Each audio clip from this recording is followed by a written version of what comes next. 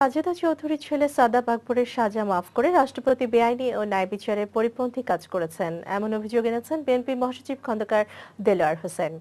একই সঙ্গে তিনি বলেছেন, দলীয় নেতাকর্মীদের স্বার্থে সরকার রাষ্ট্রযন্ত্রকে নগ্নভাবে ব্যবহার করছে। দলের কেন্দ্রীয় কার্যালয়ে যৌথ সভা শেষে দুপুরে সাংবাদিকদের এসব জানান দেলোয়ার। শফিক আহমেদের রিপোর্ট।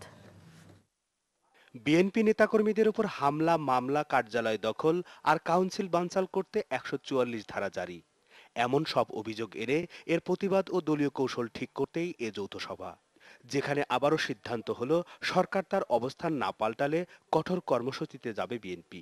সরকারের এই ১০ মাস ক্ষমতায়নের পরে এ পর্যন্ত আমরা অনেক কথা বলেছি, আপনারা লিখেছেন, কিন্তু এটা ইমিডিয়েটলি যে ঘটনাগুলি ঘটলো তার তীব্র প্রতিবাদ, নিন্দা আমরা জ্ঞাপন করতেছি। সরকারের আচরণে বিএনপির কাউন্সিল নির্ধারিত সময় হবে কিনা তা নিয়েও সংখ্যার কথা জানালেন বিএনপি মহাসচিব।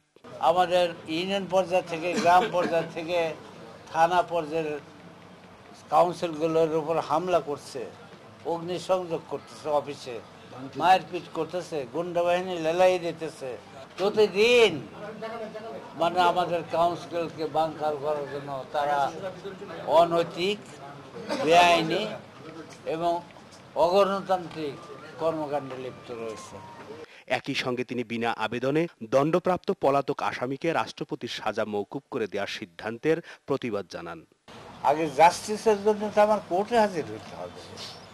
আমি মার্সি পিটিশন করবো, তো সেই মার্সি পিটিশন তো পাবলিক প্রসিকিউটর, সংশ্লিষ্ট কোর্ট এদের মাধ্যমে রাষ্ট্রের প্রধানমন্ত্রীর দপ্তর হয়ে চলে যাবে রাষ্ট্রপতির কাছে।